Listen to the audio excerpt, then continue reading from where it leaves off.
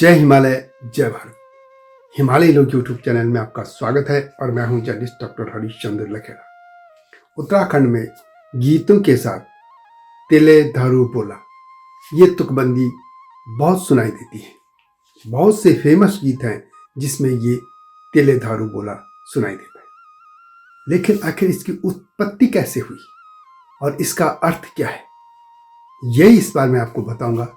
लेकिन जब तक मैं आगे बढ़ूं, आपसे अनुरोध है कि हिमालय सभ्यता पर केंद्रित इस चैनल को यानी हिमालय लोग को सब्सक्राइब अवश्य कर दीजिए।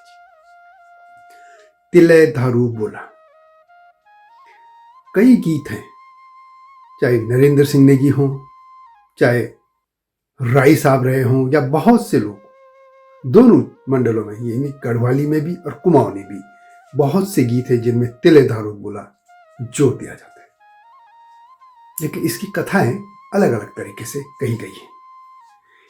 एक कत्यूरी शासन से भी जुड़ी है, कत्यूरी के राजा से, एक भगवान भोलेनाथ से भी आती है, एक वीर भड़ों को लेकर भी आती है। जो भी हो, लेकिन ये बहुत प्रचलित है तिले धारू बोला।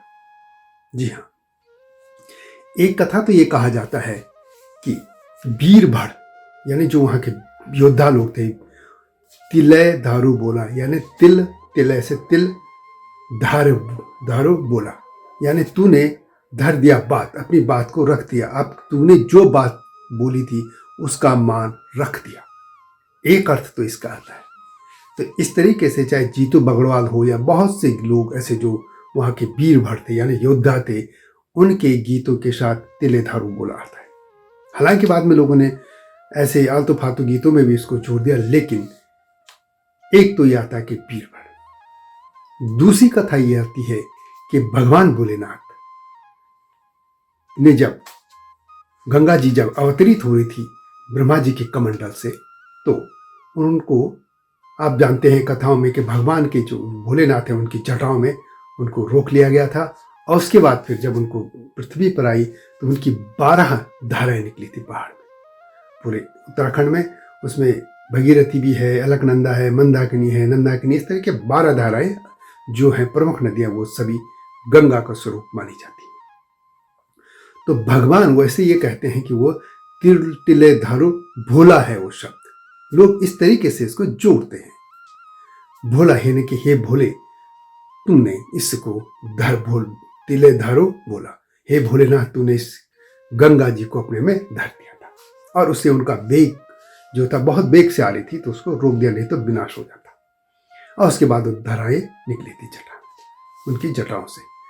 और तीसरी कथा आती है, कत्यूर राजवंश के एक राजा थे बीरमदेव, कोई पीरदेव कहते हैं, कोई ब्रह्मदेव कहते हैं। और उनकी कथाएं, इसका जो ऐतिहासिक तौर पे और किताबों में लिखा है, वो लिखा है कुमाऊं केसरी बद्रीदत्त पांडे। उन्होंने कुमाऊं का इतिहास लिखा है, ये पुस्तक है। इस पुस्तक में ये 211-12 पर ये लिखा है। मैं उसी को पढ़ के आपको सुनाऊंगा, ताकि लोग ये न कहें कि ये कथाएं प्रचलित अपने मुंह से हम बना रहे हैं या नहीं। कुमाऊं के जो आमतौर पर जो किताब लिखी गई है इतिहास की, ये किताब जो वैसे तो एटकिंसन ने भी लिखी है, लेकिन कुमाऊं के ही व्यक्ति ने जो लिखी है वो बद्रीदत्त पांडे जी की प्रमाणिक मानी जाती है। उसी का मैं उदाहरण दूंगा। उसमें यह है कि ये कथा कत्यूर राजवंश से, कत्यूर राजवंश से आप जानते हैं कि बहुत प्रभावशाली राजवंश था, और जिसने पूरे उत्तराखंड में एकीकृत, जो कि आज उत्तराखंड यानी गढ़वाल और कुमाऊं के दोनों मंडलों पे राज किया था। और कत्यूरियों के विघटन के बाद, या जब उनकी सत्ता विघटित हो गई, तो गढ़वाल में पंवार और कुमाऊं में चंद राजवंश उभरे थे। और कभी कत्यूरियों का राज कहा जाता है कि अफगानिस्तान से लेकर और पूर्वोत्तर भारत के इलाकों तक था। और नेपाल का जो पश्चिमी क्षेत्र है यानी कर्णाली से पश्चिम की तरफ, वहां तक भी कत्यूरों का राज रहा है। तो ये क्या कथा है वो मैं पढ़कर बता देता हूं। उसमें यह है कि कत्यूरों का जो अंतिम दौर था, उसमें काफी वो जनता पर वो अत्याचार करने लगे थे। और एक बड़ा कारण यही था कि उनका पतन हुआ। उसमें यह थे कि बीरमदेव के लिए कहते हैं कि उसमें यह कहा गया कि जो कत्यूर के राजा थे, वो जो उनके दास दासियां बनाने के लिए जबरदस्ती घरों से लड़के लड़कियों को एक तो उठा लेते थे। दूसरा, राजमहल से 6 मील की दूरी पर हथछीना, ये कसौनी का मीठा और स्वास्थ्यवर्धक पानी है। राजाओं का पानी वास्ते नित्य आता था, यानी रोज पानी लाते थे। अब तक उस नौले का नाम धामदेव ब्रह्मदेव का नौला है। नौला यानी जहां एक छोटा सा तालाब टाइप कहते हैं जहां पानी निकलता है। उनके लिए दोनों ओर से बर्तन लाने के लिए रात दिन दासों की कतार खड़ी रहती थी, यानी लोग खड़े, एक ने दूसरे को दिया, दूसरे ने तीसरे को, और सीधे पानी घर तक पहुंच जाता था। जो हाथों हाथ पानी को महल पहुंचाते थे। इसी के आखिर में अंतिम के जो कतियुर राजाओं के विषय में यह किंवदंती तमाम प्रचलित है, यानी लोगों में प्रचलित है। वो यही है कि बांजा पटकी भाग उछौनी, बाजी गए की दूध चीनी, उल्टी नाली भर दीनी, कणक बते लीनी। और राजा बीरमदेव ने तो यहाँ तक अत्याचार कर प्रजा को चढ़ाया था कि अपनी मामी से जबरदस्ती विवाह कर लिया था। कहते हैं कि मामी तिले धारू बोला वाला कुमैया ग्रामीण राग उसी दिन से चल पड़ा था, क्योंकि उनकी मामी का नाम तिलाई उर्फ तिलोत्तमा देवी था। और राजा बीरमदेव ने मामी से व्यभिचार कर अपने पाप के घड़े को भरा। यह राजा गांव में डांडी में जाते थे, यानी एक कंधे पे जो एक पिनस कहते हैं वैसे, या एक ऐसा एक चेयर पर 2 डंडों पे बांध लो, इस तरीके से कंधे में लेके ले जाते थे। इतने अत्याचार वो कर रहा था कि बाद में ये कहते हैं कि रानी तिलोत्तमा और उनकी ने 2 लोग मिल गए थे उनसे, और जब राजा जा रहा था तो उन्होंने उस डोली को समेत वो पहाड़ से नीचे कूद गए थे, और नीचे वो सब गिर गए और राजा उसकी मृत्यु हो गई।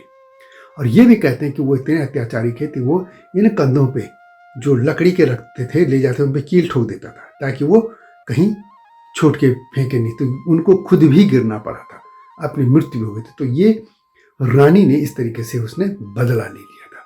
तो तब कह के तिले धारू बोला, तिलोत्तमा तुमने जो कहा उसको पूरा कर दिया। इस तरीके से ये अलग अलग कथाएं हैं। 3 कथाएं मैंने आपको बताई हैं। अब सत्य क्या है तो जाने, लेकिन ये सत्य है कि आज भी ये गीत पूरे उत्तराखंड के जो गीतों में ये तुकबंदी चलती है। पहले यह था कि मामी तिले धारू बोला कहते हैं किस तरीके से, बाद में मामी शब्द को हटा लिया गया और तिले धारू बोला। बहुत से गीत हैं आप सुनते होंगे उनमें। तो यह थी इस तिले धारू बोला की गाथा। वैसे इससे पहले आप यदि देखेंगे मेरे चैनल में तो बेडू बाबा को 12 मासा, इसकी भी कथा है उसमें कि कैसे वो गीत बना था, आप देखिएगा उसको। और इस तरह के गीतों की कथाएं मैं आपके सामने लाता रहूँगा। चैनल को सब्सक्राइब करना न भूलना, वीडियो अच्छी लगे तो शेयर भी कीजिएगा। और मेरे 2 और चैनल है, न्यूज को लेकर है एससीएन न्यूज, और धर्म को लेकर धर्म अध्यात्म को लेकर धर्ममुख, दोनों को देखिएगा। ये आपसे विनम्र अनुरोध है। मिलता हूँ नई गाथा के साथ, तब तक जय हिमालय, जय भारत।